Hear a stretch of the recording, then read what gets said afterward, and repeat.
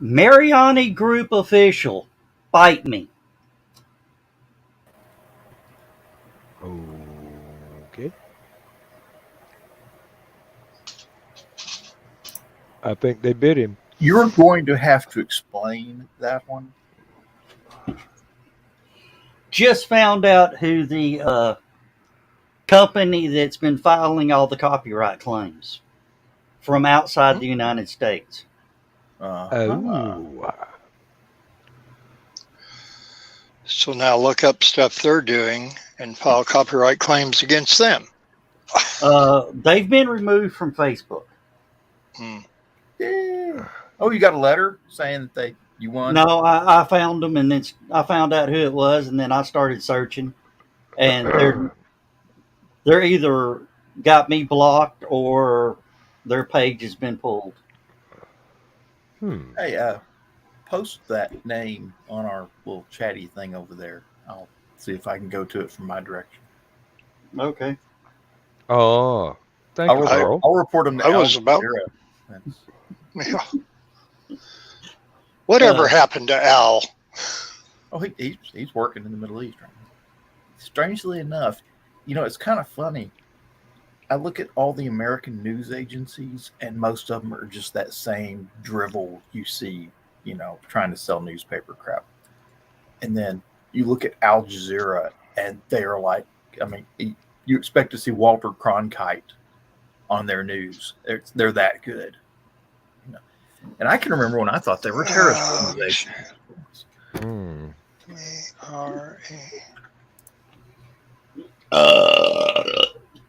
Well, sorry about that. They're certainly terrified now.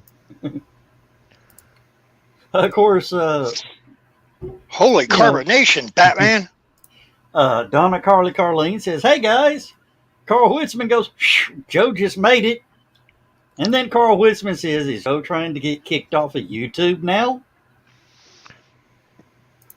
And yeah, that's the same group that's been poking at BKM. I do not see. I just typed that in from your private chat. Yeah. By that spelling, and nothing is coming up on my end. You have to make sure it says official. They do have a thing. Strange enough, they have a Facebook.com. So they block. Yeah, it's a bunch of Islamic terrorists.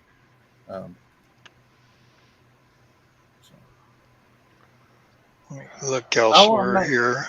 Make sure I'm spelling it right. Mirain.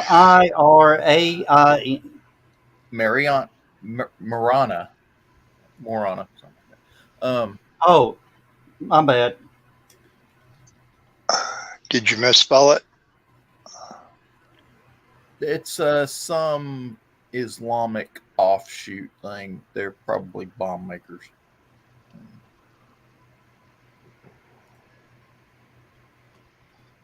And now that John and I tried to look him up, we'll probably be hacked. Hey, I welcome being hacked. Strangely enough, you go to their Facebook page, and it's some sort of religious organization out of wherever, which is probably why they hate the American flag so much. There it is. There's the proper spelling. Yeah, Carl, I'm just kicking the bear. Of course, Carl says it's coming out of both ends now. Yep. I think that my soul left my body on that.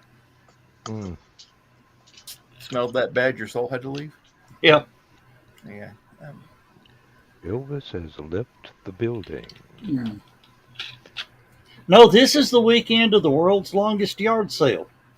Oh, I'm surprised Bill letting up over in the running up and down 127 in Ohio.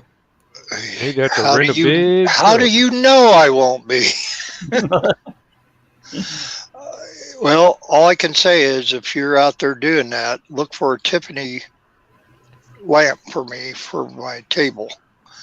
I thought I had one today, The guy had marked $65 on it. It was one of the double horizontal bulb with double pull chains, but the shade was not really the colors I wanted.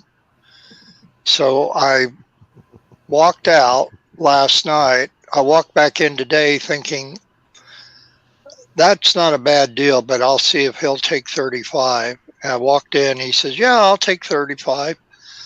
We went walking around to try to find it. Now, this is a pretty big antique collectible store. Could not find it whatsoever. It mysteriously disappeared. And he didn't check his receipts to see if he actually sold it, or the guy that worked second shift sold it. And that, so I just said, well, that's all right. It just wasn't meant to be.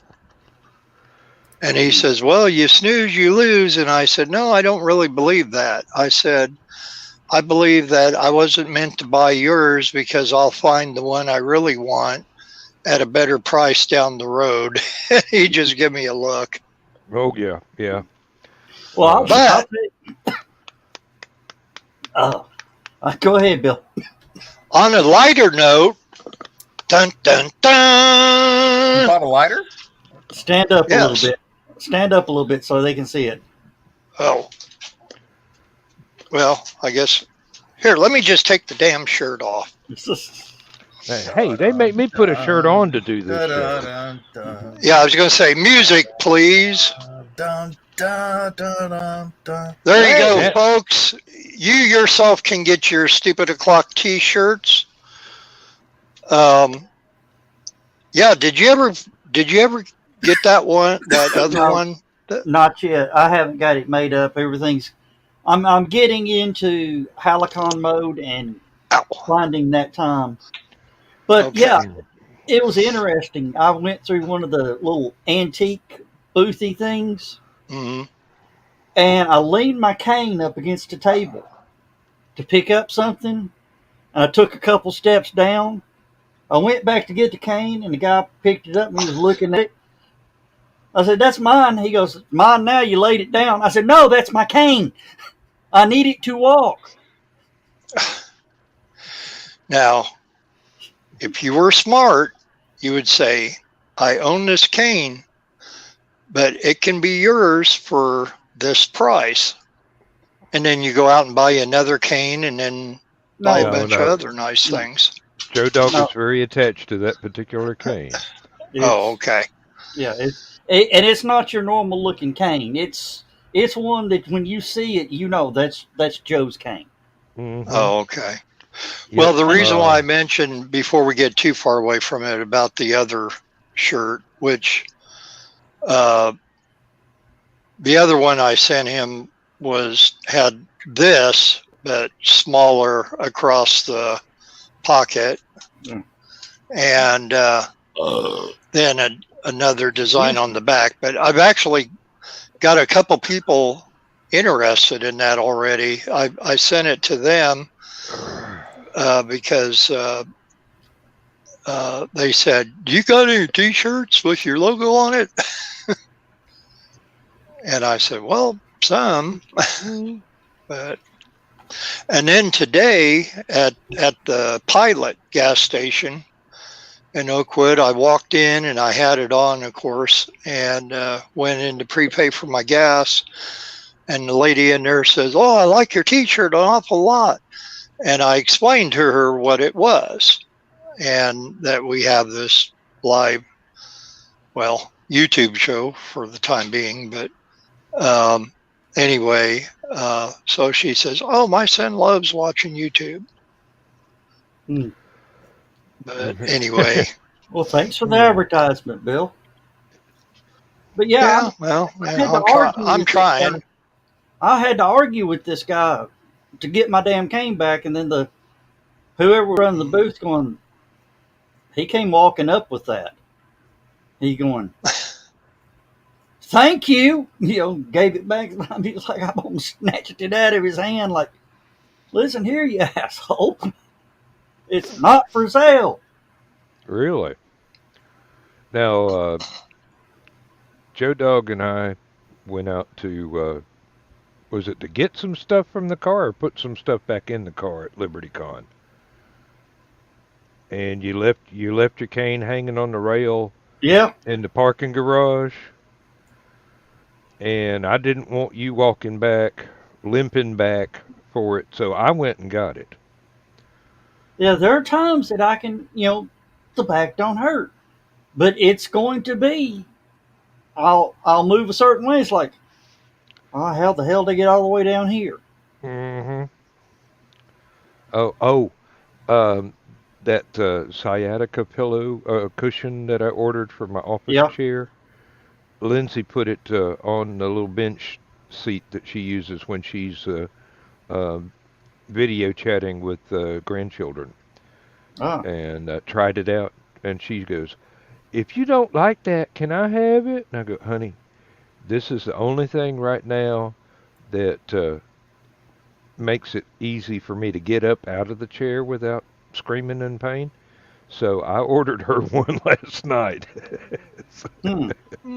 So this company has sold 2 of them just because, hey, this don't get rid of the pain, but it sure makes sure that it doesn't get any worse. Hmm.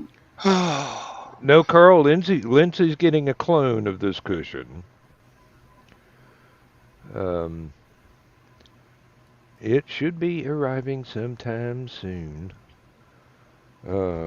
which gives us more cardboard boxes to take to the land or the recycling center.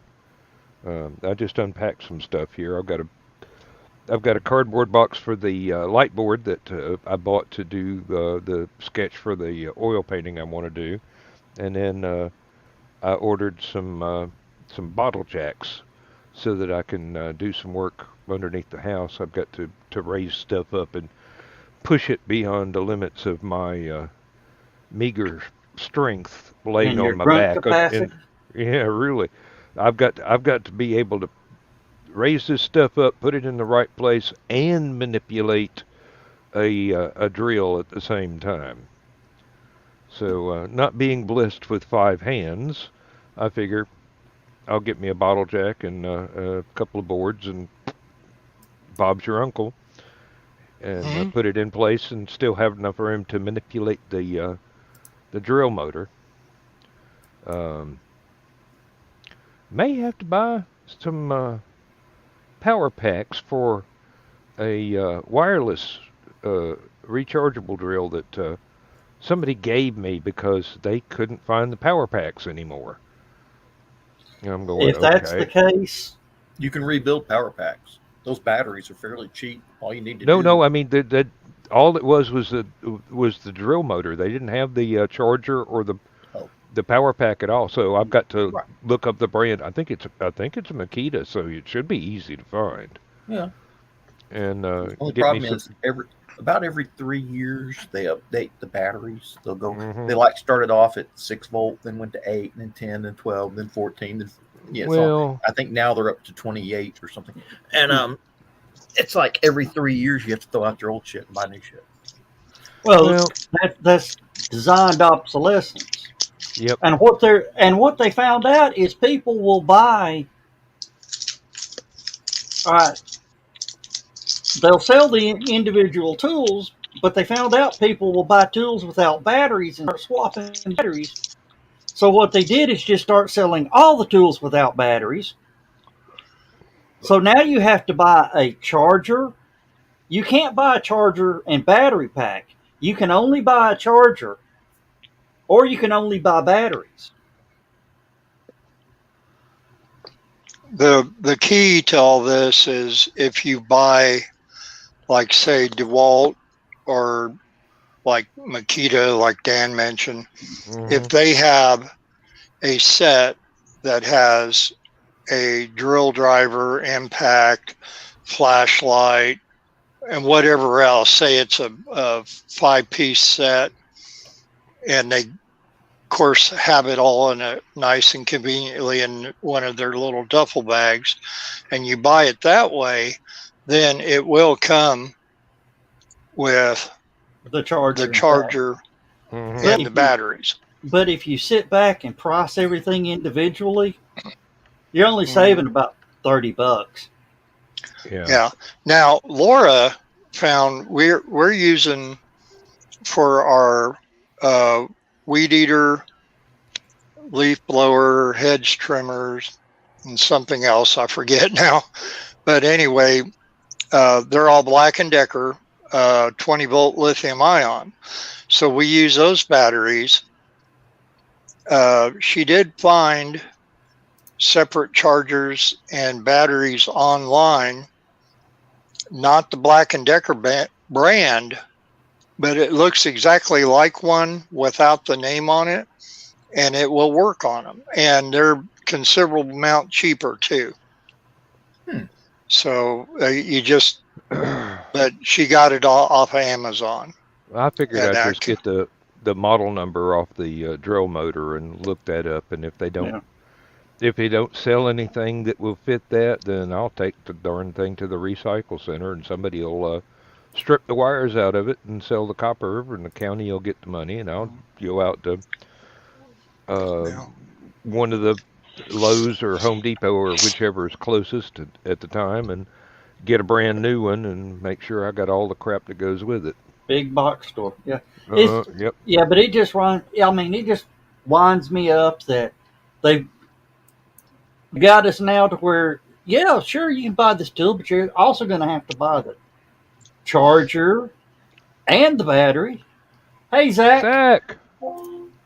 Uh, Yeah. we Yeah, almost, that's yeah, I got to holler at Zach for a second. We almost lost a bird this evening.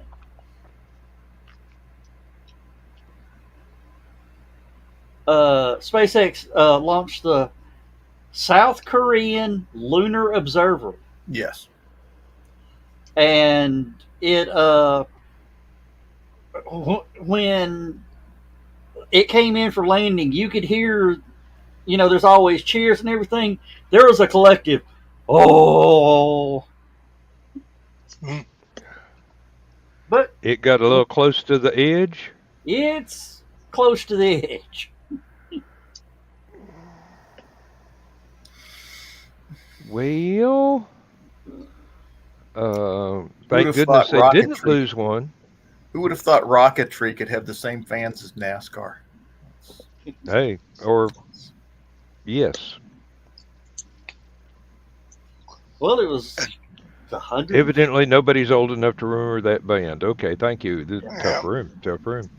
Hey, No respect, Zach, no respect at what all. landing number was that? It was in the 125, 130 something landing.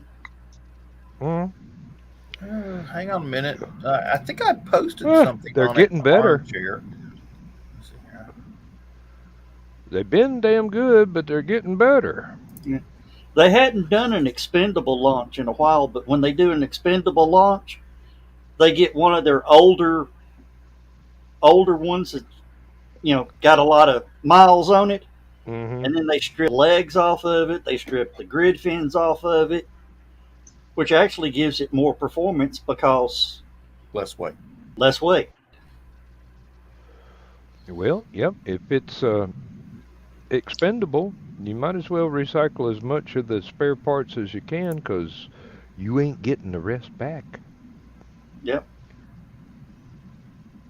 But okay, wait for the drone to come back. let's see. But yeah, it was off to the. It was on board, but it was off. So Okay. This 168. Falcon 9, that was the 6th flight for this booster. And 168th flight.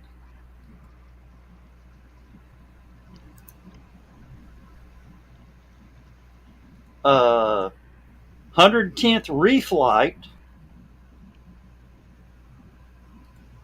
32nd reflight of a booster 2022.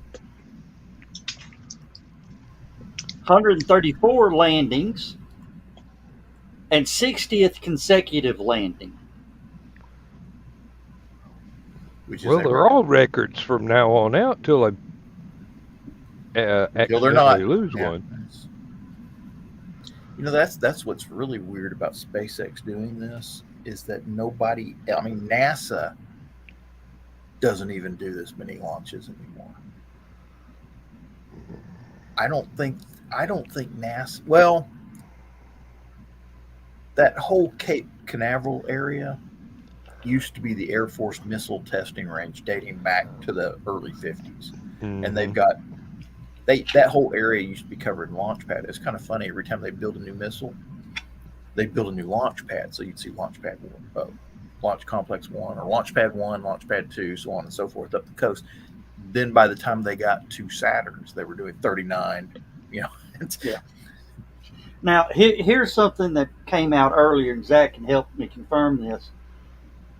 Falcon 9, SpaceX, has put more mass to orbit this year than all the other launch providers combined. This year or all time? This year. Okay, yeah, I can believe that readily. That's including the Chinese space stations.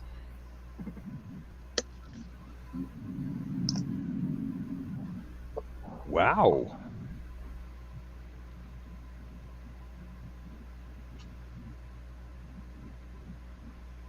Two new records broke 1967 record of 2 launches in less than 13 hours from the Cape, and 6 launches on the same day.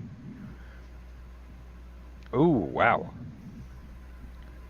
Yeah, everybody was launching rockets today. Well, I didn't set any off that anybody can prove. Yet. That It was like the 4th of July. No. Hey, Rob, welcome to Stupid O'Clock. It's not like our HallowCon's show. This is more like, this is a show you would like because it's hanging out on the patio or in the lobby after and just shooting the bull. This show was designed when all the conventions, sci-fi conventions and such, stopped because of the Miley Cyrus, the plague. Yeah. And it is based on all those conversations you hear at sci-fi and fantasy horror conventions after the programming stopped. You know, after the regular programming stopped, and everybody just sitting around in the pool, the smoking area, the lobby, or the bar, or whatever, just shooting a breeze. You walk up, and out of the corner of your ear, you hear an interesting conversation going on, and you kind of sidle over and put in your 2 cents and see whether or not it's well received. And if it is, you just continue on with a fun discussion. You walk up to the conversation, there's some little guy arguing with everybody, just telling them how their opinion on sci-fi is crap. You tell him he doesn't know what he's talking about. It turns out he's Harlan Ellison. And that hasn't happened in a while. Yeah, but unless you got a Ouija board. You only did that once, John? No, I believe I've actually insulted Harlan Ellison about 3 times. Huh. I was only drunk for one of them. Damn, that's better than my record of talking to 2 Larry of them, I Niven. just knew what I was doing. I can't remember a single instance at a convention that I ever spoke to Larry Niven that I was actually sober at the time, or, unless it was really close to breakfast. Yeah. Harlan Ellison is a brilliant writer, but he... Good grief, Zach. I'll leave it at that. He's a brilliant writer. He was an opinionated person. Opinionated individual. That's a good way. They used to call him eccentric. No, he wasn't really eccentric. He was highly opinionated. His heart was in the right place. Let's put it this way. When Kanye West got drunk and embarrassed Taylor Swift or whatever her name was, at the Emmy Awards, whatever. Yeah. And they asked President Barack Obama what he thought about it. He said, "That guy's an ass." This was right before the press briefing, when just the press people are just asking him questions. Somebody was actually recording and recorded him saying that. Oh. And that was actually the first thing that Barack Obama ever said that I agreed with. Yeah. And I was like, this guy might not be too bad as president after all. Oh, And you think of what he said on tape, for the record, I guess. He That would was have off said the record. He would have said the same thing, but a little bit more diplomatically. Yes. Very I like diplomatically. how he solved, a dispute between a security guard and some jerk. He says, "I'll tell you two what. Come up to the White House and we'll settle this over a beer." And they did. Well,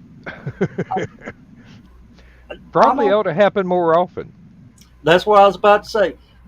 I mean, could you imagine how many things we could settle with just a good kegerator and some cheap beer? We could probably establish world peace on a permanent basis if we had a diplomatic party going on. I read this book one time by L. Sprague de Camp. It's called The Ancient Engineers. Got a copy. Yes. Then you know the line where he says that mankind first started developing engineers when they went from hunter-gatherers to an agricultural society where they herded animals and planted crops. And the reason they did this was to make alcohol. They figured out that you could ferment grass seed in urns and make beer, but you had to wait around for the urn to ferment beer. Since they were waiting around, they went ahead, started herding animals and growing more grass for beer.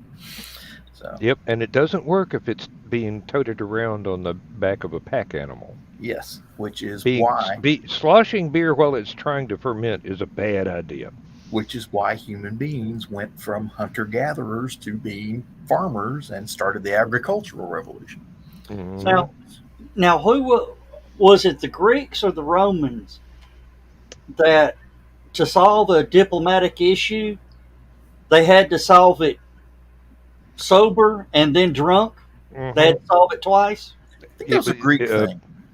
I believe it was a Greek thing, and because it was that's where you get that any Latin argument thing. That you can you should have it when you're stone cold sober, and then once again when everybody concerned is drunk off their tail, and the consensus is somewhere in between the two. So the moderation in everything. In vino veritas. Yeah, except moderating. Just when they're drunk, you got to keep them away from the red buttons that launches the nuclear weapons. I don't believe the Greeks had to worry about that. I mean, actually, yes, they did, but only during the 60s and 50s, 60s, and 70s. Well, I meant that was what I was referring to. Have you ever heard of the legend of Santa Claus? Several. Okay. The original guy that Santa Claus is based upon. Saint Nicholas? The Turkish one? The Turkish guy. Yeah. He was a Klingon. Look at the painting. Tell me I'm wrong. No, I know what you're talking about. But he was this Turkish guy. Well, they didn't have toilet paper back in those days, Dan. They probably had a lot of Klingons. He was a Christian back when the Romans were still feeding them to lions. And then, what's his name? The emperor that became a Christian. Nero? No. Caesar? No. They named a town after him. Constantine. Constantine. Oh, yeah. Yes. Emperor Constantine had his vision and became a Christian, and they started the Council of Nicaea, and that was actually what saved this guy's life. I should remember his name right off my head, but Nicholas, something like that. And anyway, he got released from the prison and became a major player in the new Christian orthodoxy at the time. And they had the Council of Nicaea, which was deciding what in the Bible was right and what wasn't right. Yeah. Well, there were two major groups. There's the group that said, oh, there was one group that said that he had always been a god. He had always been equal to God. He had always been divine. So, and then there was another group that said no, he was made divine afterwards. And the two groups were arguing. And Nikolai got so mad at the other priest that was leading the other group, smacked him with his mitre.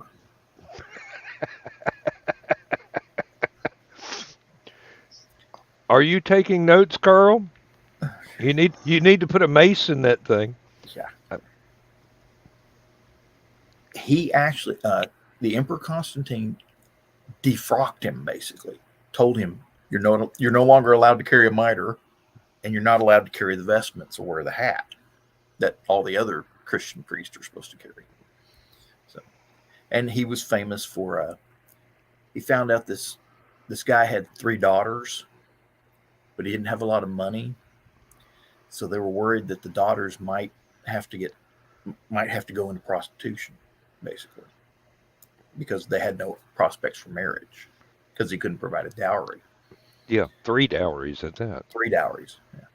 And one of them woke up in the morning and found a bunch of money in her stockings that had been hanging by the fireplace.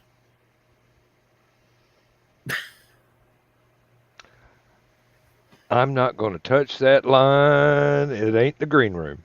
Turns out Nicholas heard about this through the priestly grapevine and snuck into their house and hid the money in her stocking, which is where stuffing the stockings comes from. I still ain't touching it. Nope.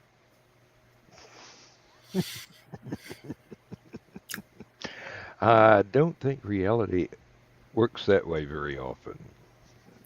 I love stories like that. Yeah. Mythology is a wonderful thing.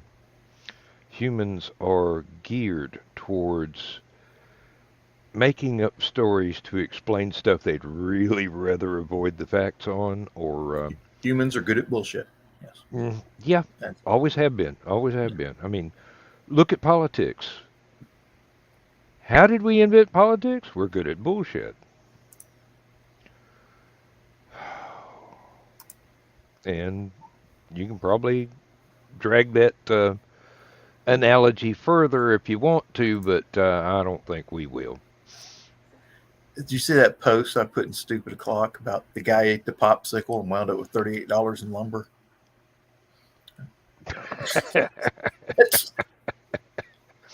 That's about right.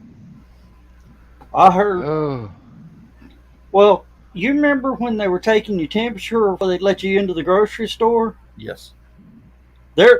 I swear what that was that little thing the men in black used. Because I went to go get milk and bread and came home with Snickers and ice cream.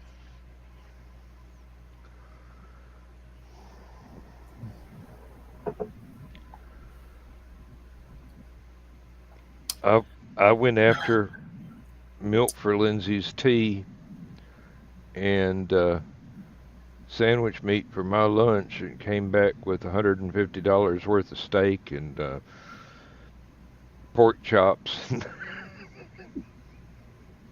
hamburger meat, and buns and bread and everything else. And I'm going, I had a very short list. You know What did I do with the with the shopping list? You know what I made this week?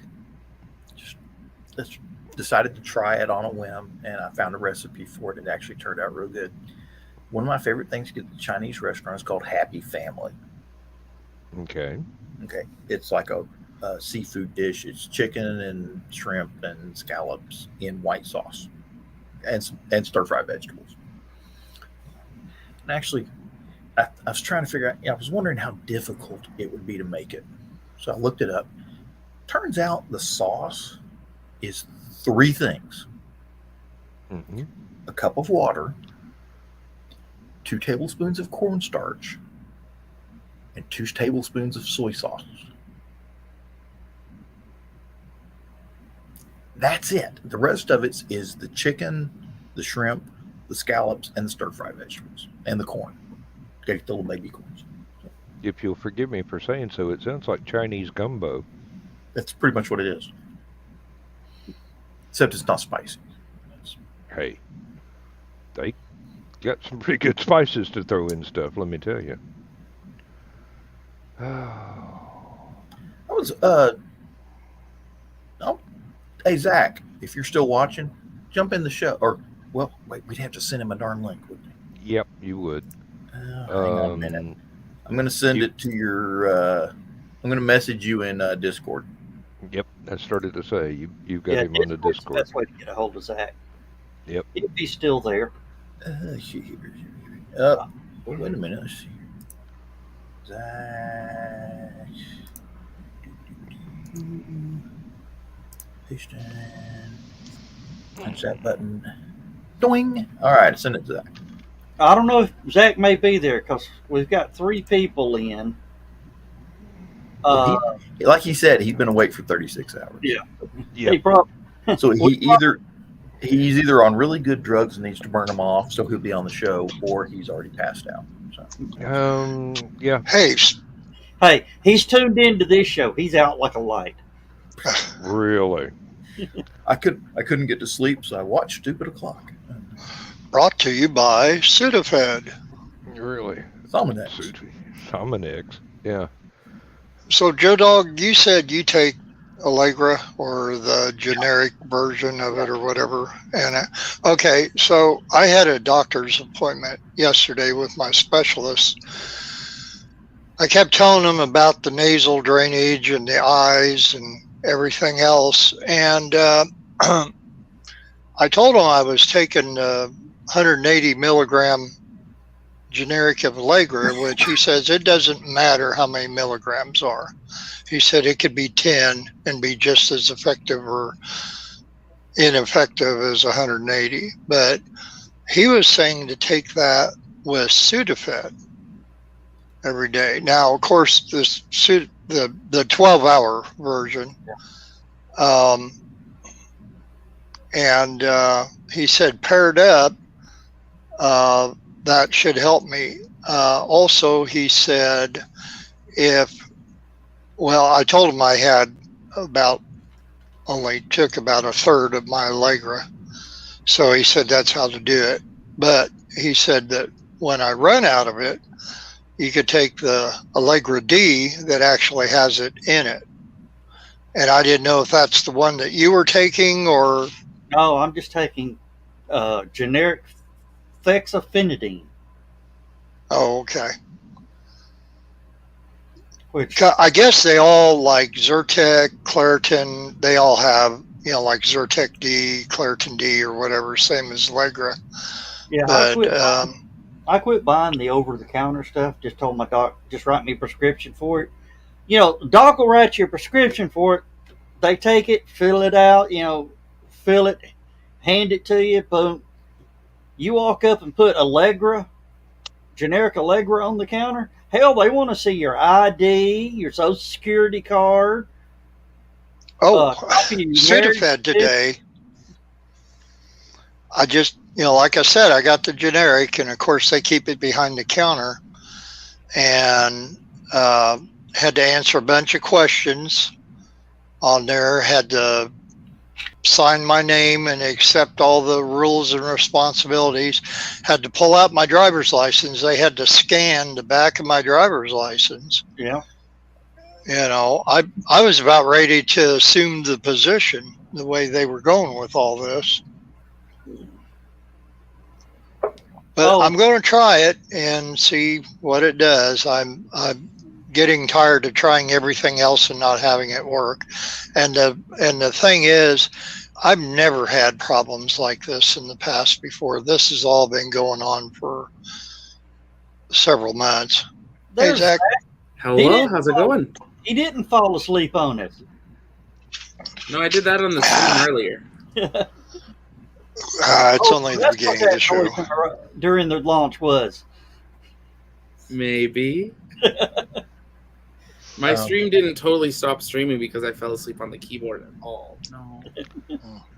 Oh, yes, I understand that one completely.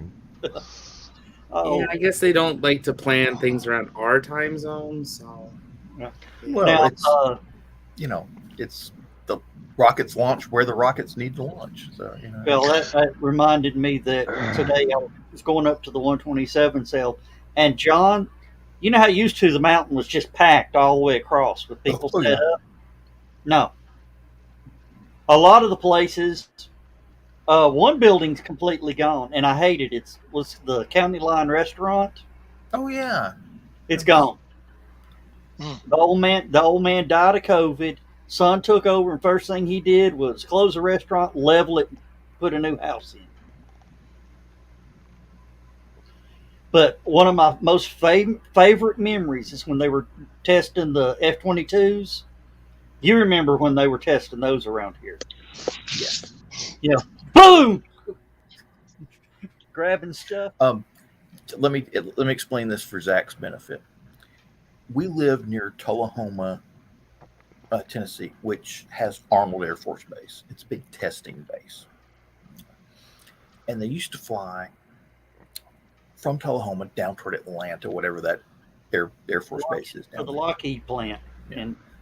And the mountain that they have to fly over is at an angle like this. So they're coming over it like this. And then there's the Tennessee Valley, and then it goes up into the Appalachians. But you've got the Sequatchie mountain that runs down through there. I think is what that range is called. And Chattanooga's in the valley in between those two mountains. Tullahoma's on the western side of that one Sequatchie mountain that runs down through there. So you've got a big mountain they have to come over that's kind of a plateau they're sitting on. Drops down in the Sequatchie Valley, comes up the Sequatchie Mountain where Signal Mountain is, drops down into the valley where Chattanooga and the rest of the Tennessee River is, and then goes back up into the Appalachian areas toward North Carolina. Because they fly with lots of ground under them, and then all of a sudden the ground comes up, and then the ground drops down again, it compresses under them. So if they're not careful with their speed, if they're real close to speed of sound, the second they hit that mountain, it compresses the air up underneath the plane, boom, which is basically right on top of the 127 flea market, the world's largest yard sale. So you literally see these F-22s about 1,000 feet over the flea market.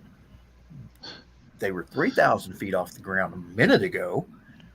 Boom, big sonic boom, and then they're over Chattanooga, and you don't hear anything. And Zach, do you know what John does when they do that? I can imagine. Now the funny story about that is it was during the 127 yard sale, which is this time of year. I was there, and it was big, like a flea market set up on the side of the road. There's this old man whittling, and that thing, boom, the double sonic boom. I mean, people were diving under tables, ducking and covering. The old man never flinched. And somebody screamed, "What was that?" Never missed a stroke whittling, he says. One of them damn new airplanes, or Johnny blew up the meth lab again. I mean, I was probably 30 miles, 40 miles from where Crew Dragon came in for the double sonic, and that was louder than I thought. So being thousands of feet, no, thank you. Now, I was out at the Chattanooga airport when the Thunderbirds broke the sound barrier at about 75 feet off the ground. Why? they were practicing for a show. And when he made that turn and went around, boom! It blew out windows at the airport. And they're Yet going, people complain about a starship explosion. Like, it was so funny. I mean, when it hit, I immediately called my dad. Did you hear that? He said, hear what? Oh, good God. I said, yeah, one of the Thunderbirds just broke the sound barrier. He Oh, goes, when what? What, Dan? the base that John couldn't remember is Dobbins in Atlanta. Yeah. In Mayretta. Mayretta, yeah. And Dobbins is... Lockheed Martin uses the runway at Dobbins. Yeah. My brother was a Marine FA-18 power plant mechanic. He was stationed down there at Naval... Oh, what's that? Naval Air Station...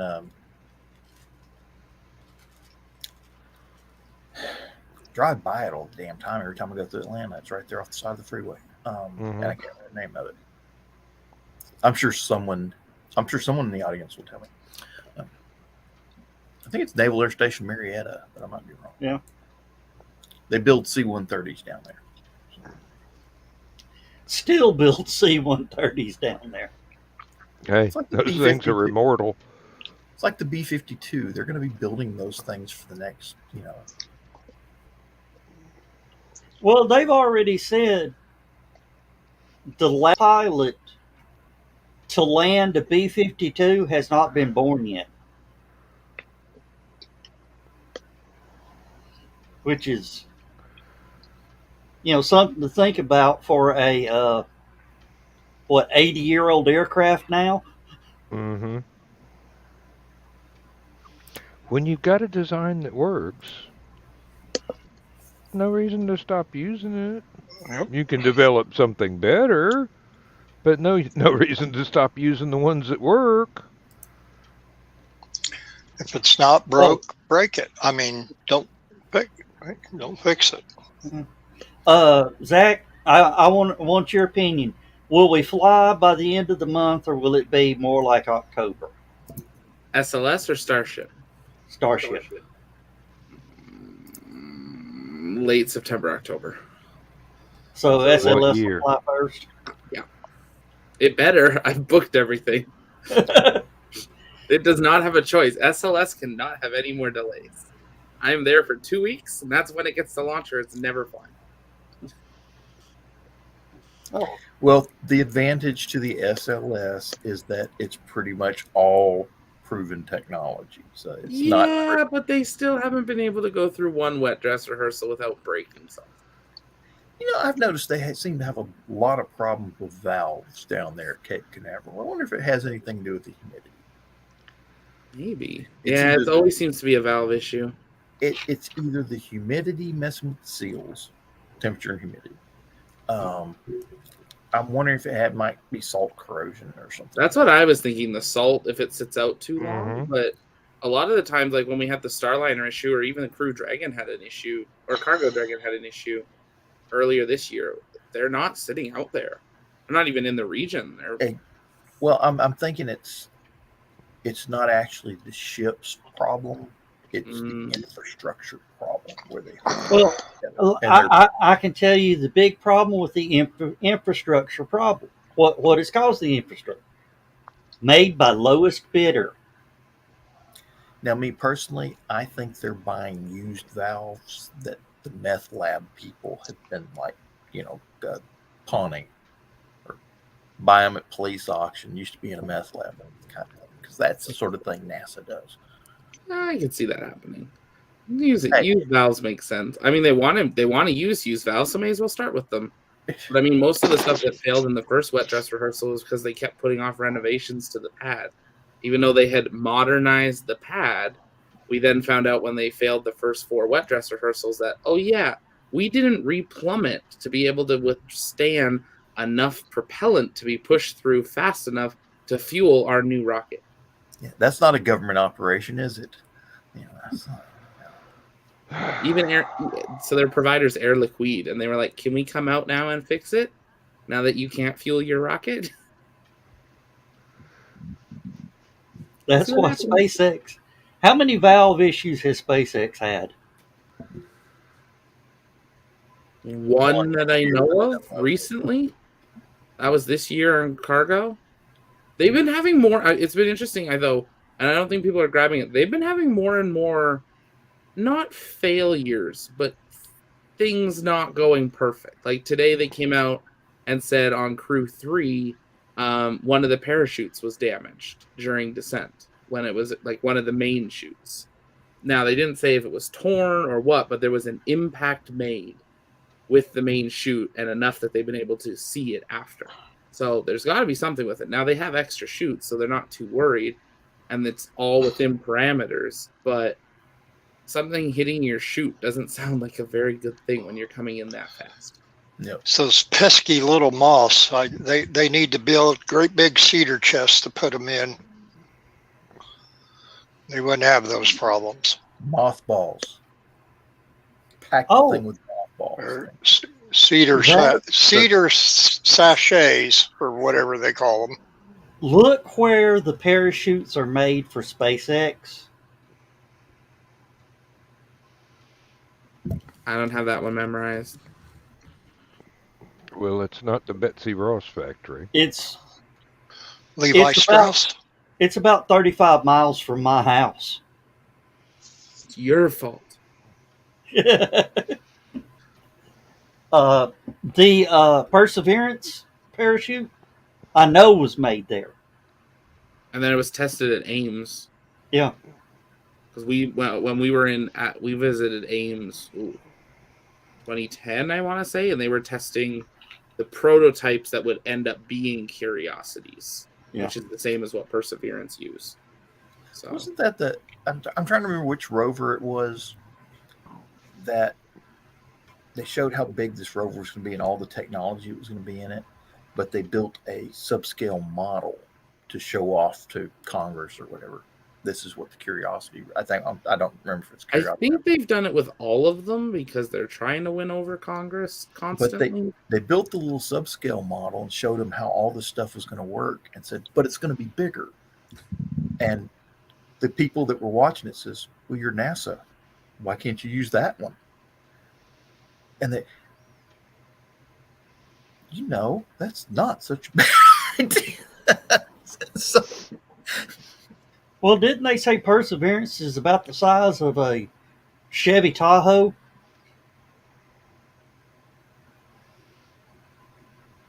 I can't hear you, Zach. Let's try it that way. Okay. I can try to find a picture. They had, when they launched it, they had a scale mock-up behind the commentators that people that were at the press site could visit, so you could actually see scale of it. But it's substantial. Yeah, it's not. It's not the little remote control car running around. No, it's a. Yeah, it's not a go-kart. Yeah. If you could throw a couple seats on it, you've got a pretty good Martian rover to go rolling around on. Let's see if this will. Oh, they're missing a trick because they're not getting Jerry Anderson's production company that does all the super marionation to design some of the vehicles for exploring other planets, because those guys come up with some good ideas. Good grief. there's the idea they've got that I love, that the thing that lands pops out wheels and then crawls around the planet, and it's their base and it rolls around. And then when they get ready to leave, they just leave the bottom wheel part with the bottom engines and take off in the top part and leave just the wheels and the rover type part. So, Good night, Carl. Good night, Carl. Yeah, I don't know what we're gonna build for Mars. They need something portable. That's Perseverance with people next to it. That's the real one. That's the real. Yeah, okay. You see from the people around it how big it is. Yeah. And then Curiosity was identical. It just didn't have the helicopter, and it had a slightly different arm on it. But otherwise, it was a near identical craft, which they've And had the next, to self-amputate a wheel because it had some damage. So I'm wondering the when they're next going one to. going up is supposed to have 2 helicopters. I'm wondering when they're going to come up with something that can spray air on the solar panels to keep the dust off of them. we're all asking that question. Mm-hmm. Can they not hover the helicopter over the solar panels? Because if that thing's moving at 30,000 RPM, it'll get that dust off there real damn quick. Apparently not. The issue is they're too spread out. We're trying to cover too many areas. Yep. We'd have to land an Ingenuity. I mean, we could theoretically, fly more Ingenuities over, but yeah, they're apparently trying to work on a Perseverance-sized Ingenuity that would fly. So it would be Perseverance, and then the blades would come out of the top, and then that would fly. I'm like, oh, okay. All right. Have a crane wheel over a 10-story can of compressed air. Well, you don't have to do that. You just put an air compressor on the thing, and it pumps up and let it fill up with the CO2 and whatever else is in Martian atmosphere. Just like the little thing you got out in your garage for airing up your tires. And you put a little nozzle on the arm and just a little air check. Yeah. Call JP out, sell it to them. You'll make millions. Oh, I won't make anything. Okay. They'll claim 16 people thought of it first, and 5 of them were Russian. You know that right now there's a bunch of people at the Jet Propulsion Lab watching this show. Oh, clearly. Like there always is. And they're not showing up on the air compressor. Why didn't we think of that? I mean, I shared it in my Discord, so you don't know who's going to show up. Hey, if Zach's here, Or they may catch it on the replay. Yeah, Exactly. there we go. Yeah, we could have James Webb team here, Hubble team. Who knows who we got? For some reason, oh damn! I need to. I got to get a hold of Les. Les wants to jump in on a Thursday night with us. I mean, and Zach, Les is he is the head of the solar cell project that's on Artemis 1. I was gonna literally send you a message tomorrow because I can't find that previous one. That it would be great. Okay. If I'm assuming he's gonna be down at Artemis 1. I think so. I would kind of hope he's got a payload on board. Now that we're talking about landers with air bottles on them, air compressors and such. They have the drills for drilling into the rocks that barely work. I wonder if they could make. I wonder if a pneumatic drill would work better for them than an electric one.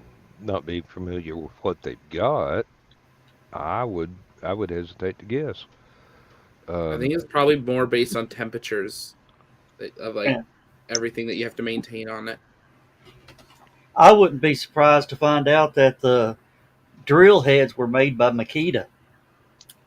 Hey, drill bits get hot. All right, I'll be right back. Made by Dremel, diamond tip. Ooh. Yeah, NASA's got to fund it somehow. I'm surprised we haven't seen more missions with sponsors slapped all over it. I was watching something the other day here on Facebook where these guys were having a geek tech battle about how he was using this certain Samsung Galaxy something to get on the internet and how he was doing all this. And the other guy was like, "Oh, I'm using the iPhone 9 dash da da da da and all this sort of stuff." And this one guy chimes in and says, "You guys need to up your game because I'm on the internet with my $6,000 Gucci toilet," which everybody thought it was a joke until he showed a picture of the $6,000 Gucci toilet, which has internet connection.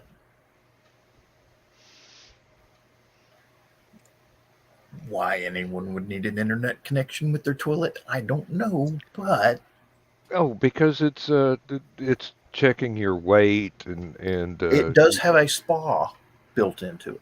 mm-hmm. So it's Well, you can read the National Enquirer online just as easily as having the magazine in there, and it'd probably be a little bit more clean. it's not.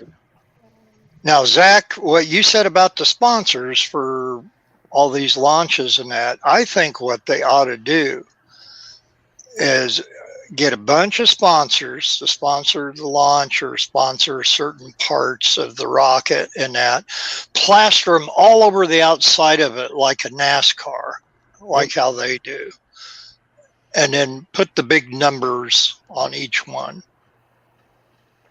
I mean, I can see it happening depending on the mission. We're seeing, like we saw even today's, the Korea one had, I don't know, like 12 or 13 labels on it. But they limited it all to just the fairing because that's easier for them to remodel after. They don't want it necessarily. Now, what I can't figure out is why they don't get craftsmen to build these things. If it fails, you get a replacement for free.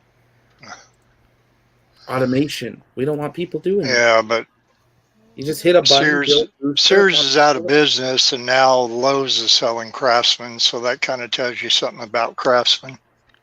Yeah, and I just bought some Craftsman stuff from Lowe's, and I'm going, hey, this is the same design that I grew up with working on the tractor. Let me. The point is, it's not the same Craftsman tools that it used to be. My brother, who was a mechanic, even said after a certain point, he said these Craftsman tools are no longer Craftsman, and he had a way of pointing them out. As far as if I found old ones, or even like Matco or Mac tools, any of those, I guess the quality is just not the same. We about to have another thunderstorm. If I disappear, that's why. Okay. Who is Chris K? Is that one of your guys, Zach? I don't believe so. Chris K asking for the StreamYard link, so I don't know. I don't know who Chris K is. Don't recognize the name. Chris K, who are you? And where are you from? Rob Brown is jetting out of here. Thanks for tuning in, Rob. We appreciate it.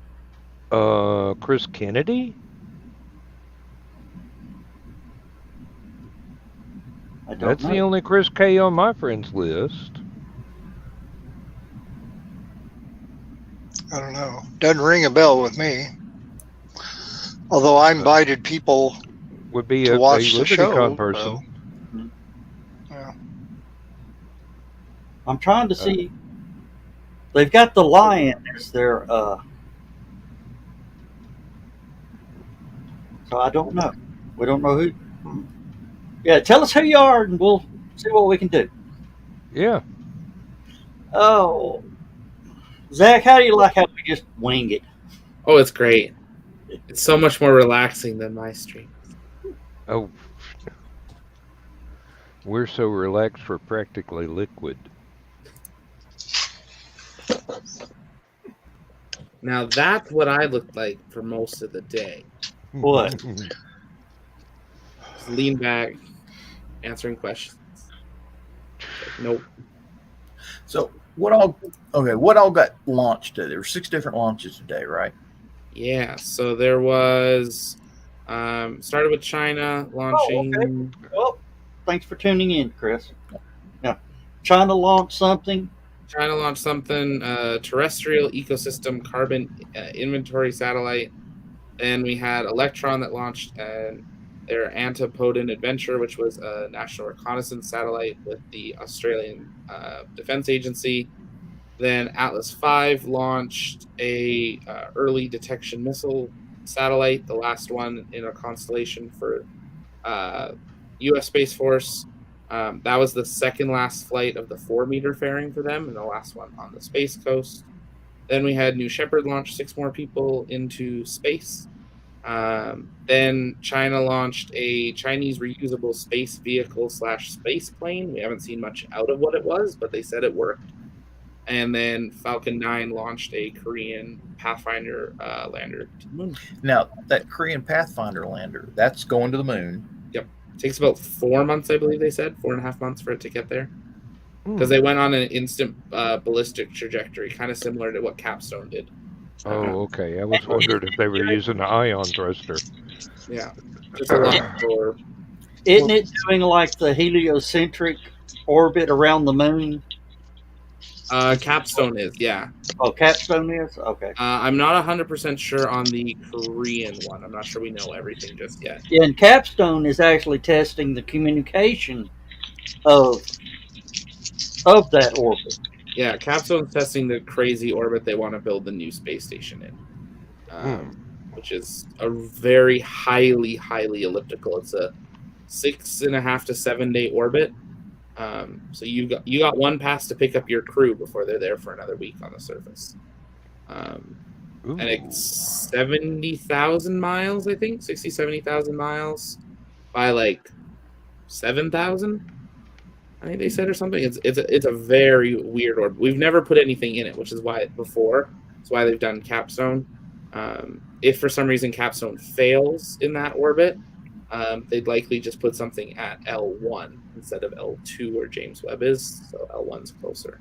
But even that, you're talking nothing like ISS to the Earth in relation to the moon. You're talking much farther distance. That's quite a distance there, yeah. Now, what I wonder is, when will the Starlink network, or the Starlink constellations, head for the moon? Starship. Once Starship's done, they'll start shooting out starships to the moon and Mars and deploying Starlink around them. They're running a bit...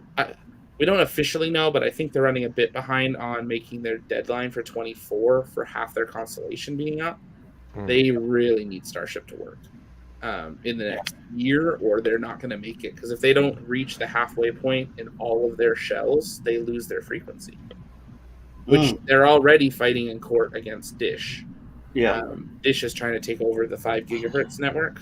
And even a sort of competitor-ish OneWeb to Starlink is backing Starlink in court, saying, don't let Dish take it over. And after having been a Dish customer, I agree. Now, isn't SpaceX going to be taking up the slack on the missed Russian OneWeb launch? It sounds like they're splitting it, so I want to say they said 6 or 8 SpaceX launches for OneWeb at the most, and then they'll also do, I think it's 3 or 4 on the new Indian rocket. That's done. But when's that supposed to go? Because I know SpaceX... The year they were supposed to be starting by, so sooner than later. SpaceX hasn't really said a lot about it. And then the Indian Space Agency said just to confirm that the contract was done. So they should be picking up soon. But yeah, definitely not going to see near as many Soyuz as we used to see. Yeah.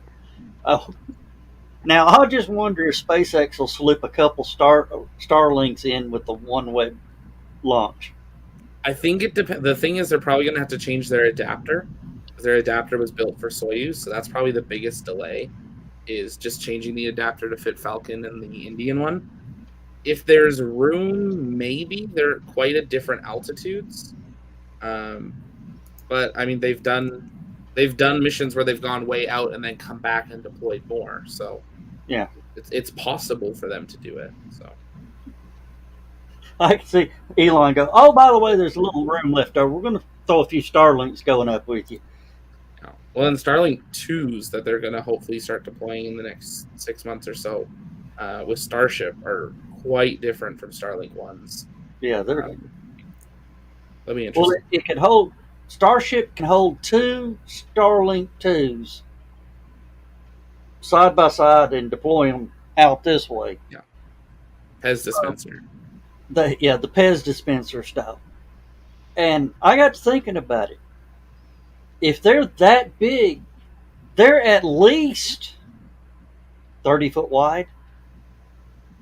Yeah, there was a couple of pictures of a couple of them at Starbase, caught on a couple of the tours and drive-bys that people have been doing, and they're Huge. probably 15 to 20 feet. There was a picture of one of them on a forklift, and it had a good 3, 4, 5 feet hanging off each end. If we think it's what it is, obviously SpaceX hasn't said anything, but if it's what it looked like it was, and the fact that one of them got put in a box and the box got lifted up and then it got loaded into the Starship. So, like the Starship they're testing right now has at least one inside of it. Yeah. Now, what is the update on this right here?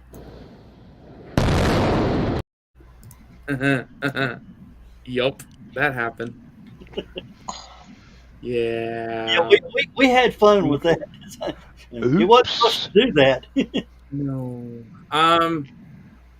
We're most likely thinking Booster 7's done, just for the fact we haven't seen it yet. When they rolled it back, there was definitely some cracks visible in some of the metal that covers like just the outside of the engines to make it look a little prettier. Yeah. And the fact that they've taken a lot of the engines off, we haven't seen them just replaced like we kind of were expecting. I think they're probably just moving on to Booster 8, but again, SpaceX has been lips quiet. I think the biggest thing is most of the road closures this week and even last week were canceled. Yeah. So they've been they're doing something, but it's not testing. Yeah. So if they do move to Booster 8, they got a lot to do to be ready by the end of next month. But now what I'm thinking is they're pulling engines and sending them to McGregor. Yeah, they're going to have to do some testing to make sure there's no microfractures or anything in there. They said based on all their sensors that everything was within vibration limits and everything, at least on first glance, from some of their early tweets. But I mean, the first tweet that Elon came out and said was, "Yep, that was intentional," and then that tweet was deleted about 5 minutes later. When, oops, that was not supposed to happen. So now they're moving warp speed. Talking about it, if that was just a burp, I don't even think that was a burp. Well, that was more like a hiccup. Yeah, and that wasn't all the engines. Yeah. Can you imagine? Yeah. And you saw how it crisped the launch pad. Mm-hmm. Can you imagine what 33 of them are going to do? Yeah, so in that clip that you showed, if you skip the first, like you'll see the boom, and then once that clears, you can actually see proper thrust happening from some of the center engines. Gives a better idea of what it'll be, because you won't have that big kind of gas. The issue, what the theory is that there was some sort of they're dumping LOX. That's how they were doing the spin test. And because they had dumped so much, there was a pocket of oxygen there. And that's what ignited. So that's why there was as big of an explosion. It wasn't they just ignited an engine. When they ignite just the engine properly, it shouldn't have near as an explosion to it. But I mean, it's 33 engines. These are massive engines. That tower's not, that launch pad's not going to be nice and gray at the end of it. But if you look at recent photos, they've gone and made it look brand new over the last couple weeks. Now, Ace says it's actually his sister-in-law builds rockets in Utah. Ooh. Who's out in Utah? SRB boosters or which rocket? He doesn't. He said he'd have to ask her to find out. Okay. And as far as we know, the Latter-day Saints are not building their own rockets. As far as we know. That we know. Yeah, they'll partner with Blue Origin or something. Yeah. And I love it how Tori Bruno from ULA's going, boy, it sure would be nice if we had our BE4 engines. Sure would be nice if we had our BE4 engines. Elon goes, hey, what do you want me to send you a couple over? Yeah. Ours should be there in the next 6-8 weeks, we're guessing. They're in now the testing factories, so they should be doing some hot fire tests. So we're finally maybe going to see Vulcan, but Vulcan's most likely early next year now. Yeah. It'd be hard for them to make the end of this year just based on the cadence of coming out of the Cape. Also, it wasn't Vulcan for Starliner. Isn't that part of its design? Theoretically. So I was on a call with their team probably about a month ago when they were I think they were talking Starliner. It was when they did the last Starliner test. And someone asked about Vulcan because there's only 7 Atlases reserved for future Starliner tests. And once those are done, they're done. There's no more Atlases coming off the line. So Vulcan has to be ready, or another vehicle, another rocket. But at this time, they are not human rating Vulcan. Starliner and NASA have not come to that arrangement. So Vulcan will be cargo only to start. Then they'll have to, when they know getting closer, take stuff off of Atlas, retrofit it to Vulcan, which they say won't be difficult, and then throw Starliner on top of a Vulcan. Most likely inside some sort of fairing or something. Well, I do know there is one company that could. I mean, all you got to do is say, "Hey, here's the dimensions. Make your adapter fit this," and they would take over that project. Well, I think we were really surprised when SpaceX announced they were doing a deal with OneWeb. I think that showed very quickly that they're a space agent, a launch provider, that if you've got a payload that works and you're willing to work with them and their parameters and you're willing to pay for it, it doesn't matter if you're technically a competitor or not. It's another mission for them, and they'll do it if they can, and everything works together for it. Okay, Thank you very much. Yeah. But I mean, we've been waiting for Falcon Heavy to come back too. So. Oh, I wished they had a third drone ship on the Florida coast. I mean, I'd love to see all 3 boosters land on. See, that would be the drone shot I want, is the 3 drone ships and the 3 boosters. But you'd have one way further. And at this, I think out of the 12 Falcon Heavy missions we know for sure on calendar, not dates, but for sure coming up, one of them they're attempting to catch the center stage, or 2 of them. Almost all of them, the center stage will be expended. So it's not even going to have landing legs or anything. And most of those are new, too. They're not retrofitting many things. But there are going to be a couple of them that are reflown Falcons that they're going to retrofit to be side boosters again. Okay. But they keep delaying that, not because of the rocket. There's a Falcon Heavy sitting at Pad 39A, basically ready to go from what we know. No one's payloads are ready. Everyone keeps pushing back their payloads. And Elon's going, this thing's just sitting here eating money.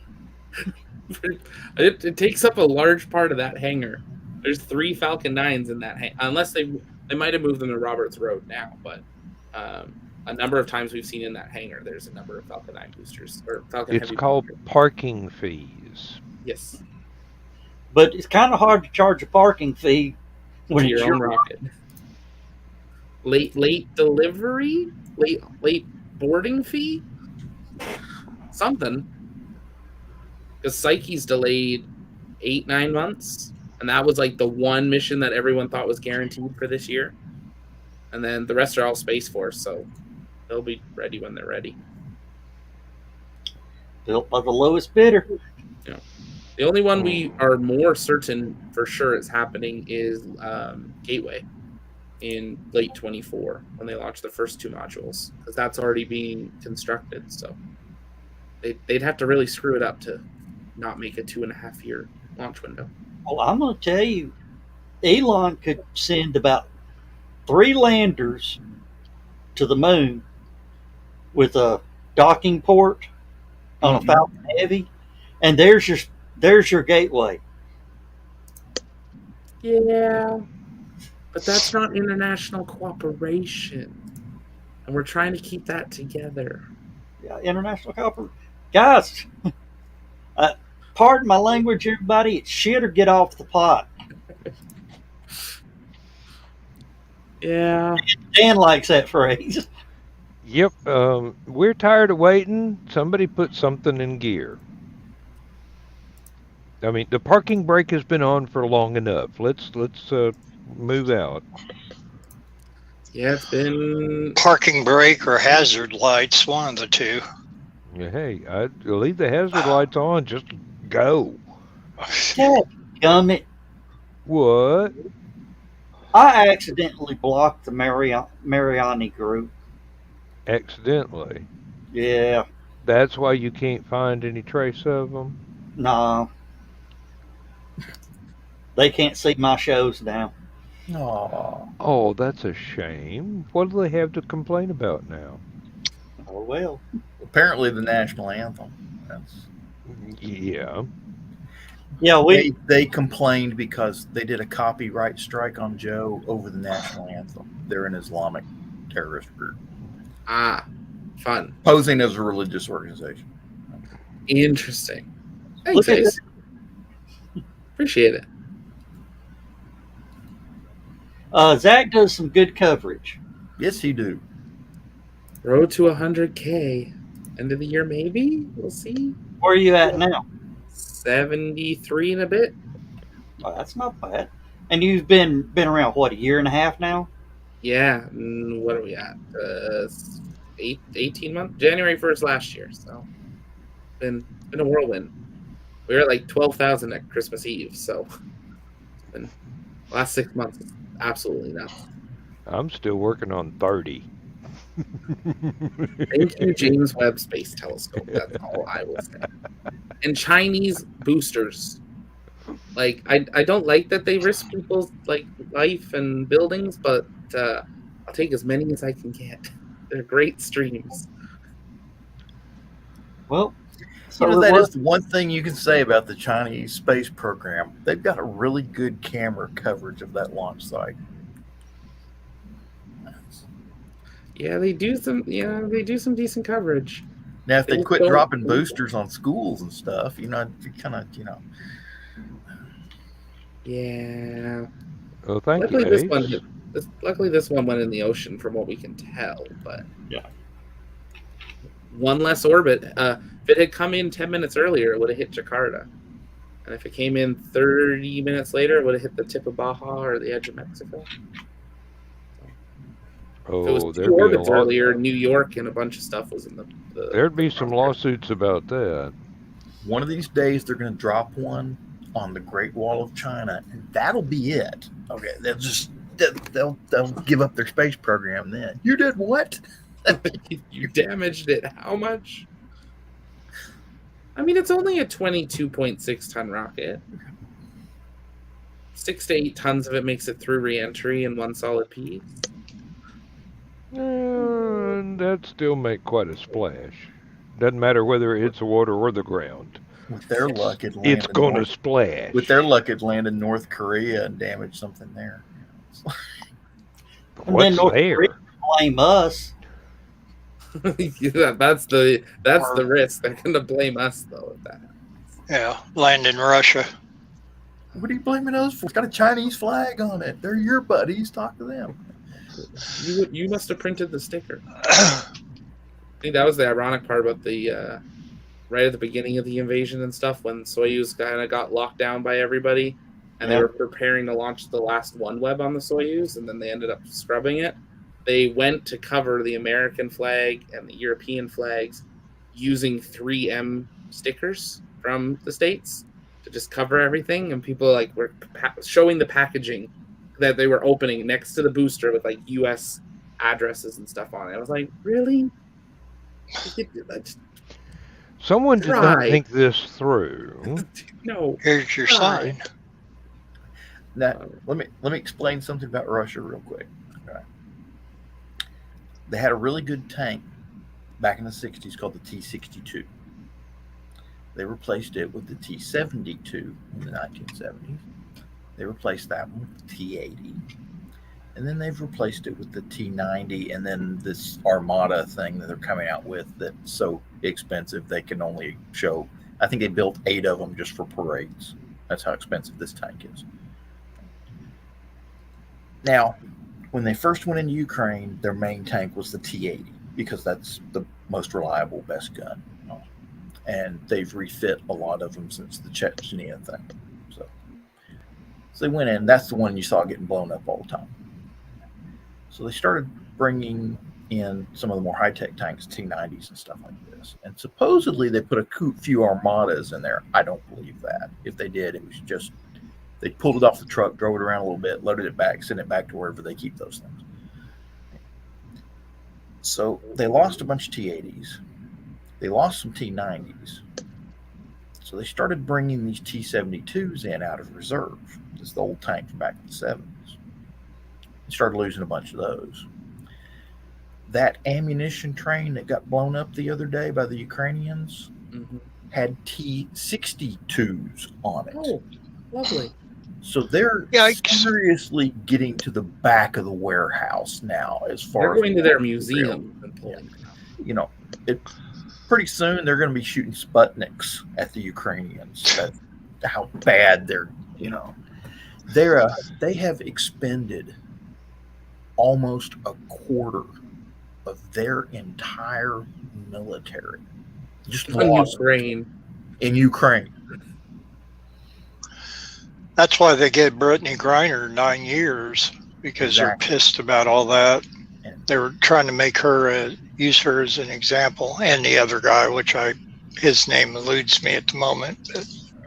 Yeah, that was on our news tonight. Hey, if they keep going at that rate, Mexico is going to buy them in a foreclosure. Are you kidding? If they keep going at this rate, they'll be sending in Cossacks on horseback. That's wouldn't be the first time. That harkens back to an old Batman TV show episode with Vincent Price. Mm-hmm. But you know, they fired the head of Roscosmos, the guy that was talking. He sounded like one of those old school Soviet Union communist, that just, we're the greatest nation in the world and we're going to destroy you. We will bury you, And then basically all these tech geniuses were like, can we do something with this guy? Like put him in a rocket, make him the first Russian on Mars, whether he lives or not. And the first man on the sun. Hey, there you go. Send him at night. It'll be okay. Okay. They're going to prove that the planet Pluto is still there. I'm glad Stephanie's not in here right now, Dan. If I said that on my stream, half the people in the chat would believe. Yes, but everybody here knows the joke, so Okay, no offense, Jack or Zach, excuse me. But half the time when your buddies are sitting there in your chat room while you're doing your show, they're like playing Wordle and stuff like this and arguing about the Wordle words. Okay, so yes, that's exactly the kind of people that be watching our show and making comments about the dark side of the sun. Yeah. Which, strangely enough, I don't think NASA has actually proven that the sun is brightly lit on both sides. Call Netflix. It's like you get at least does the light go off or stay on in the refrigerator? Yes. I wish they would just go ahead and build an Arecibo on the backside of the moon. Oh, that was Was it China? You know about that one? Or? A gazebo? Oh, Arecibo radio telescope. The big There's a big crater in Puerto Rico. The one that is needing to be rebuilt now because it didn't get the maintenance that it needed. They're getting rid of it. But on the far side, on lunar far side, it would be basically pick a crater, line it with not tinfoil, aluminum panels. Yeah. Well, I was thinking of something lighter that would be cheaper to get there. Aluminum Mylar. And I don't know if Mylar reflects radio signals that way. I don't. Let me find it. There was literally something. Chicken wire. I mean, people used to build satellite dishes for TV out of chicken wire. Good grief! I mean, basically the real deal is the horn at the top. Right. That's the actual. Yeah. That's the thing. You just need something to reflect up into that. NASA was talking about this in June. They started handing out funding for it, actually. On repairing Arecibo or building one on the moon? building one on the On the moon. moon. That was, I mean, They're that calling is it that. LCRT, the Lunar Yep. Crater Radio Telescope. Different writers have been proposing this, and different scientists have been proposing this since the 50s. You know, this is I think now that we have Starship, there's actually a chance that we could actually get enough, like raw materials Up there. out there. Has kind of been the bigger barrier. This is straight off what- NASA. This was in April last year, but they've released more over the last year. what Yeah, I is one of the major components of the lunar surface? Yeah. Aluminum. Send Now, a furnace up and start making your own. Now here's where I say they should do it. I mean, think about it. It is a radio black hole.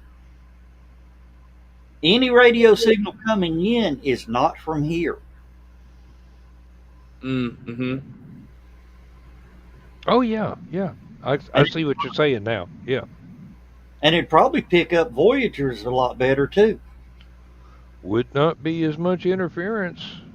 Yeah, you're talking about this image from NASA, about on the bottom of it, about the Earth noise. Yeah.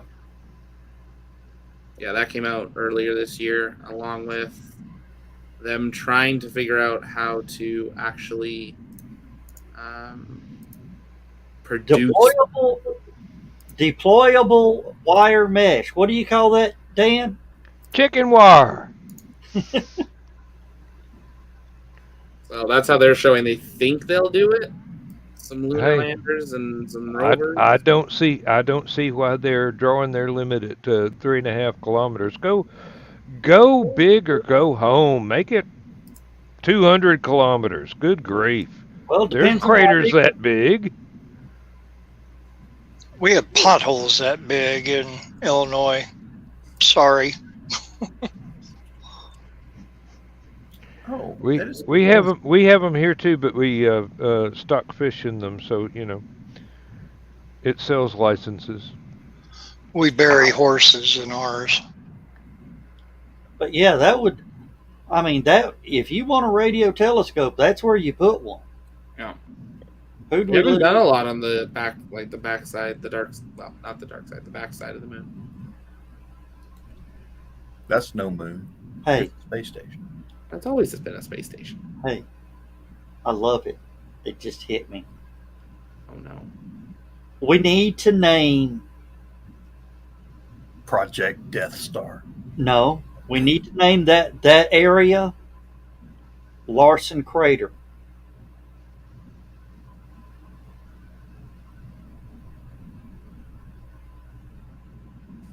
A.B. That's a way. Gary Larson. Name it after Gary Larson. Far Side. Oh, far side, yeah. Cartoonist. I wish Dan had heard that. I did hear it. Just because I turned the microphone off doesn't mean I turned the headset off. Don't Yeah. you You think? almost said I did heard that. I heard that.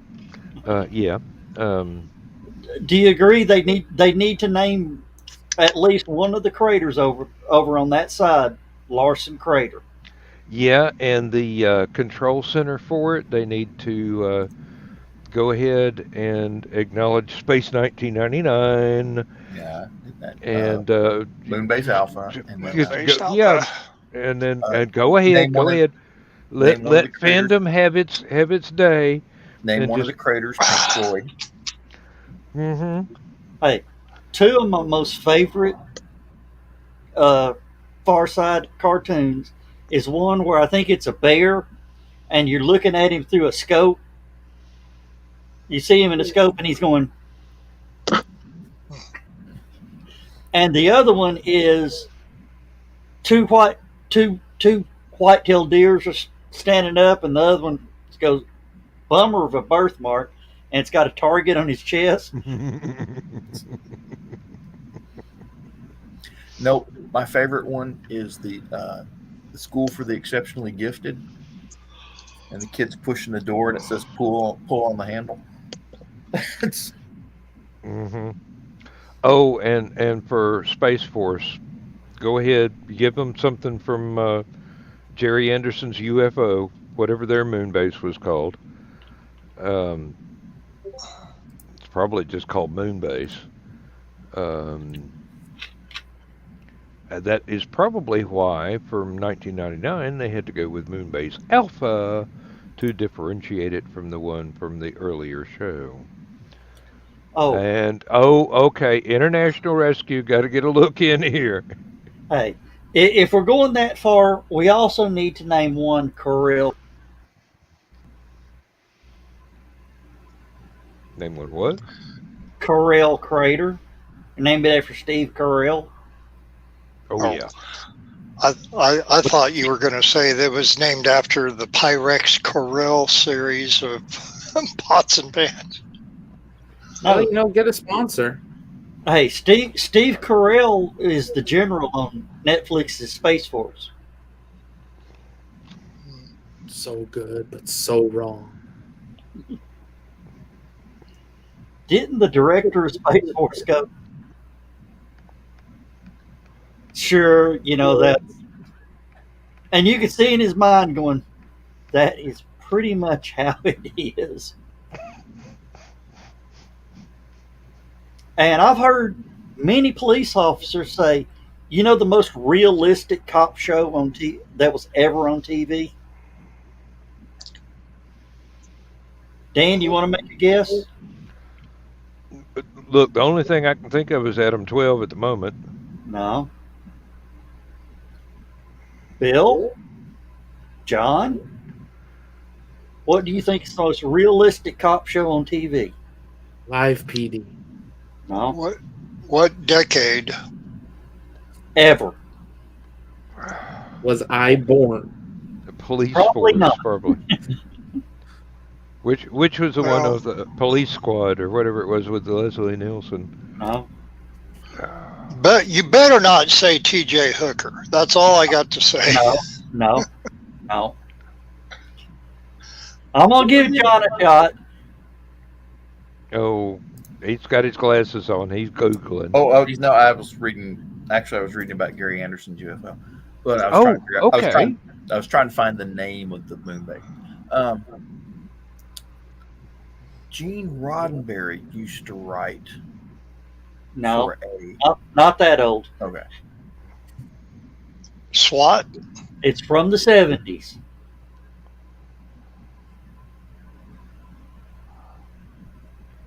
The Rookies? Barney Miller. Oh, Barney Miller. okay, yeah. He said that, many police officers say that is the closest to a real cop show. Because that stuff like that happens in the squad room all the time. Yeah, that would blow Adam 12 out of the water, yeah. Well, the thing about it is, though, they weren't cops. They were detectives. Now, they did have some cops that came up there, that were actually beat officers. And then they did have, a few episodes where they all had to go back and walk the beat or whatever. They all had to dress in uniforms instead of their regular clothes. But yeah, they say that was the most realistic police show out. I know, Zach, you're going, Barney Miller? My mom wasn't even born, so. I watched it first run. I didn't even have to wait for the rerun. Yep, same here. Well, it was a good show. It was very funny. Then again, I think the one that could credit the most as far as honoring police officers and such would be Jack Webb's, Dragnet. Kind of with Dragnet, but more so with Adam 12 in Emergency. In In General Hospital, that yeah. one, patrol car or patrol? I can't Highway Patrol. Was it Highway Patrol that Broadway Roddenberry did? Crawford. Yep. Yep. I got it. Oh, Car 54, where are you? and to answer the question, the name of the moon base from the UFO was Moonbase. Hmm. Yes.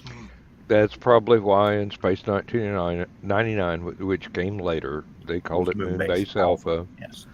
Yep, to differentiate it from the other moon And base, then they'll they have probably Moonbase used the 2.0 and, Moonbase.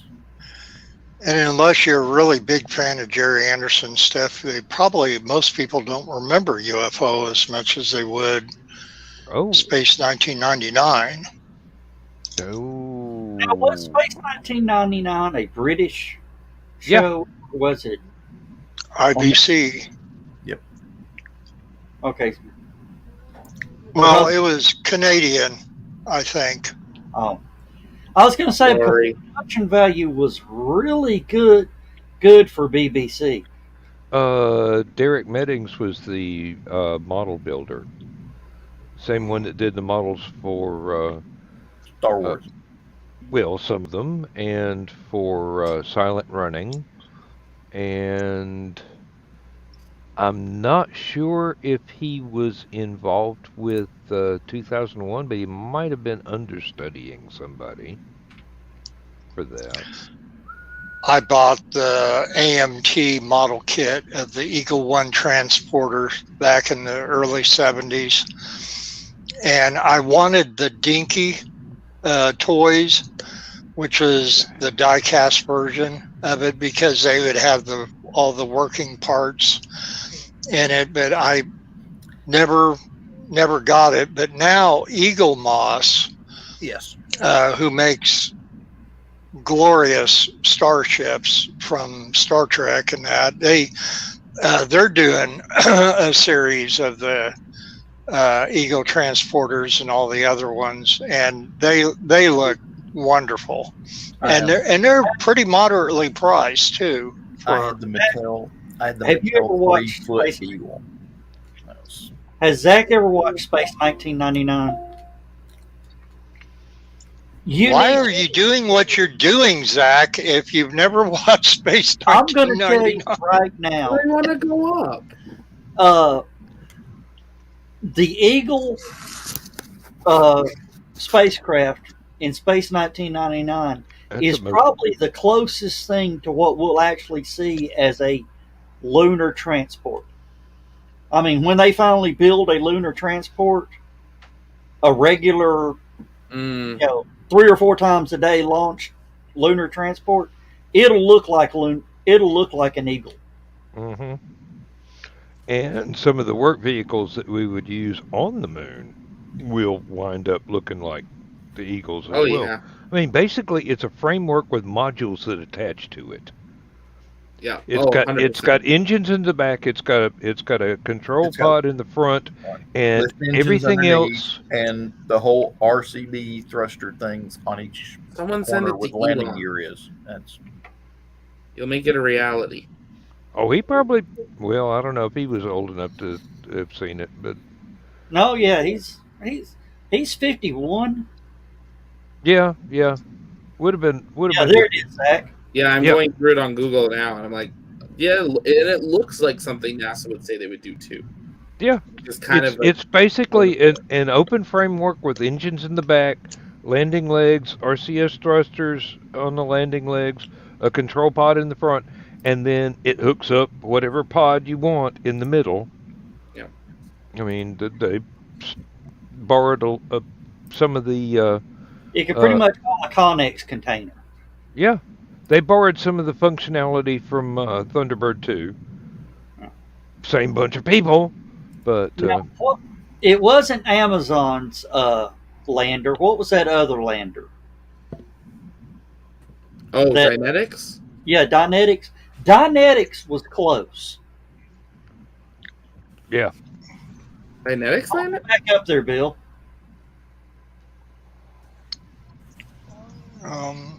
Show that one back up there. That's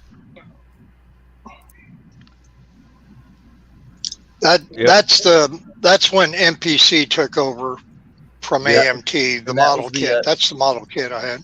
That was the rescue pod with the medical I'm looking for the other one, Joe Dog. But yeah, that's. I mean, that could you sort of see the Dynetics or whatever in that build? I mean that looks more like what a lunar land transporter should be. I could see, yeah. Here, I'll share screen. Size it so it's normal. Oh, one of all of them. Yeah. Go big or go home. Hey. But you said Dynetics. There's Dynetics. Yeah, I mean without the big solar panels across the top, can you see the sort of? It's almost like Dynetics is a part of one of the modules, I guess, that could fit in it. Yeah. Mm-hmm. I don't know. I don't like that. Having seen scale mock-ups of 2 of the 3, it just doesn't look like it would work. Because I saw Dynetics and national teams in Houston at Johnson, and just no. National teams looks like you just threw things together. And Yeah. I mean, Dynetics at least looked good. Like it looks right, but it's so wide. And it's not the reusability of it is you have to replace like all the big orange things have to be replaced, a bunch of other stuff. Like it's not practical. But yeah, national team doesn't look like it should be a lander. It looks like it should be a tug that never lands anywhere. Just tows stuff back and forth. Yeah. And has folks to come out and do the welding and construction of stuff. Hey, maybe Jeff Bezos still can use it for something. Hey. But no, looking at that Eagle, like I could see that working. Yeah. I mean, it's a perfectly logical design. If you already have engines that work, and you already have a way to belly flop land Starship, there you go. Well, yeah. But yeah, the Eagle would be the perfect. I mean, and like I said, it's a Connex container. It could haul a Connex container. Mm-hmm. If you know, do you know what a Connex is? I'm assuming you mean like a shipping container. A shipping container. Okay. Yeah. Yep. Here it is on my screen with the container removed from the Eagle. And just to give you a... Hold on. There we go. Just trying to get Bill up to full screen so it'll... There you go. Okay, yep. Now, they also... Didn't they do them with barrels or something, too? Yeah, there was the one that carried the nuclear waste that had the suspension frame and the winch. And that's what started the whole problem. Yeah. Yes. That's what started the show. The premise of the show, Zach, is Moonbase Alpha was built by the United Nations to store nuclear weapons. Nuclear waste. They outlawed nuclear waste, nuclear weapons on Earth and moved it all to the Earth, or moved it all to the moon. Okay. Just in case we needed that stuff at one time. But there were several different sites spread around the moon that some of them had nuclear waste, reactor fuel, stuff like that. Stuff that we couldn't do anything with it for 50,000 years type stuff. And then some of it was actually nuclear weapons. And somewhere down the line, they dropped too much nuclear material into one of the vaults. There was an accident. And it caused a massive chain reaction amongst these several sites, which, again, wasn't supposed to happen because each site was supposed to be independent of each other. But whatever they did, they dropped. Apparently, someone put undeclared nuclear material into one of these pods, and it was supposed to be like reactor fuel, but it was actually weapons grade fuel. Oh, lovely. So they dropped weapons grade fuel into a nuclear reactor, basically. And pretty much turned it into 3 good rocket engines on the moon. pushing it away from Earth. You know the Orion project where they were going to use the small nuclear detonations to move Yep. the rocket? That's basically what they wound up doing with the moon. Oh, fantastic. And Yep. blew it out of orbit at high velocity. And eventually, they got, 3 seasons out of it? Yeah. Explored several solar systems because I guess when you had an uncontrolled nuclear explosion in 3 different places in the moon, you also had maneuvering thrusters on the side so you can go different places. Somebody mentioned the fact You can that steer it somehow.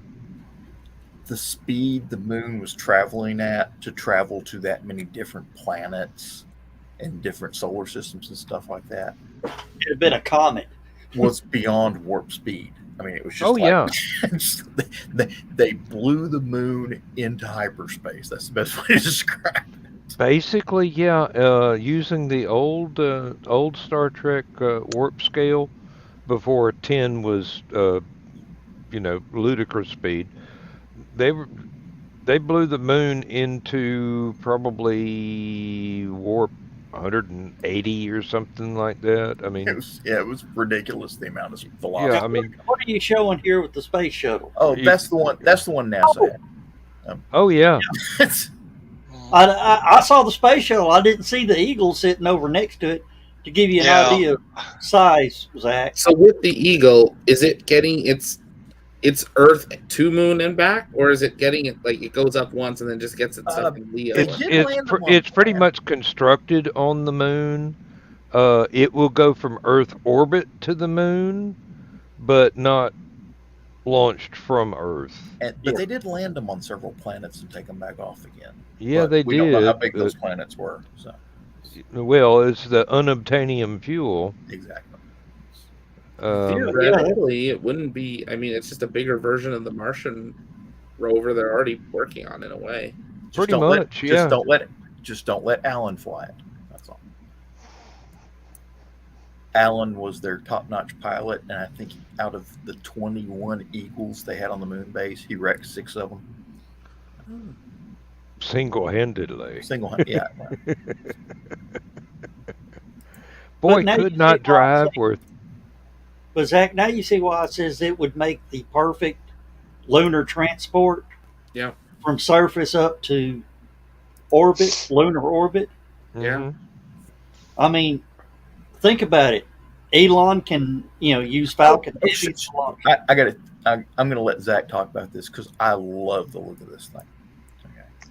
This is a legit vehicle NASA has made that they, as a mock-up at least, of what they were hoping for the moon and Mars down the road.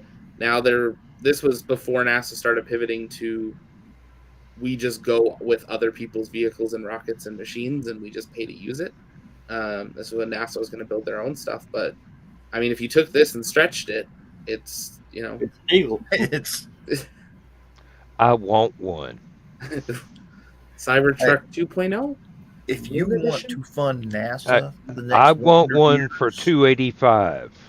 If you want to fund NASA for the next 100 years, get them to start building these things. Set up a production line. Really? That, NASA's that shutting looks down like all the their production. Tumbler from the Tumbler Batmobile from the Dark Knight movies. Where This do you is- think they got the idea, Bill? Probably. They just borrowed it and modified it. I do like that. That would. I mean, That would be very cool. Yeah, there's a bunch of it was a real world thing that they rolled out at KFC a while back. So for scale, 2-minute warning. yeah, 2-minute warning to start rolling our 2-minute Mhm. outro. but they're having to work on some vehicles, but most of them I- are private now. That was a fair. I thought I knew it was big. I didn't realize it was.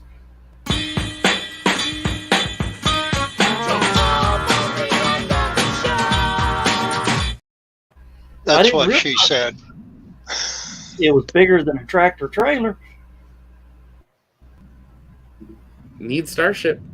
Starship needs to work. I mean, or SLS, but I'm not sure You know, y'all want to pay $4.2 billion per one of those to launch. my one issue with Starship.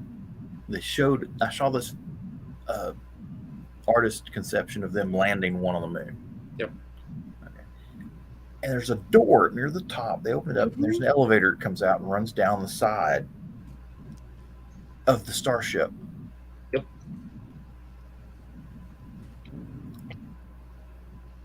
What are they going to do when that thing falls over? Nothing. Oh, we lost Zach. Did we lose? That door? Yeah. I will say yes. But Yeah.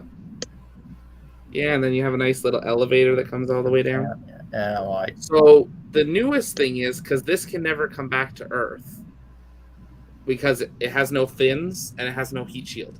So once this launches out of Earth, it never comes home. It's stuck in lunar orbit, Earth orbit, anywhere in between. It can be refueled, but it becomes a and they moon can rocket. run it up and down from the moon. Yeah, so that's all this is going to do. This is version 1. They've changed it a bit, so there's more of the solar down here now, and it's slightly different, but the same door. These will be what's used to actually land it on the moon, because these would be too powerful and they dig a hole. Now NASA is actually looking at a plan of being able to land it, and when they're ready to retire one, have it tilted down with a big crane, and then actually bury it And make a build base it, out of. and make a whole base out of the whole thing. There was, back in the Saturn program, they had this idea of using the 1B. All right, guys, we got to hit the outro. Good night, everybody. It's time to say goodnight. Thanks for tuning in, Zach. We got to jump. It's time to play the thing, and say goodnight, Dan. Good night. Good night, Dan. All right. Good night, everybody. Good night.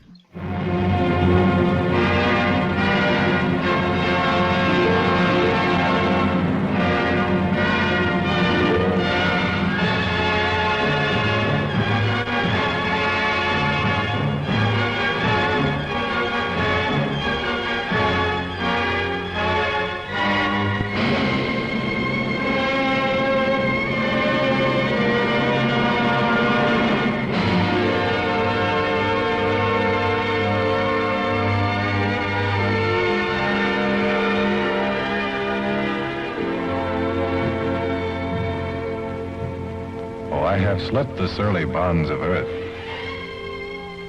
and danced the skies on laughter-silvered wings. Sunward I've climbed and joined the tumbling mirth of sun-split clouds and done 100 things you have not dreamed of. Wheeled and soared and swung high in the sunlit silence. Hovering there, I've chased the shouting wind along and flung my eager craft through footless halls of air.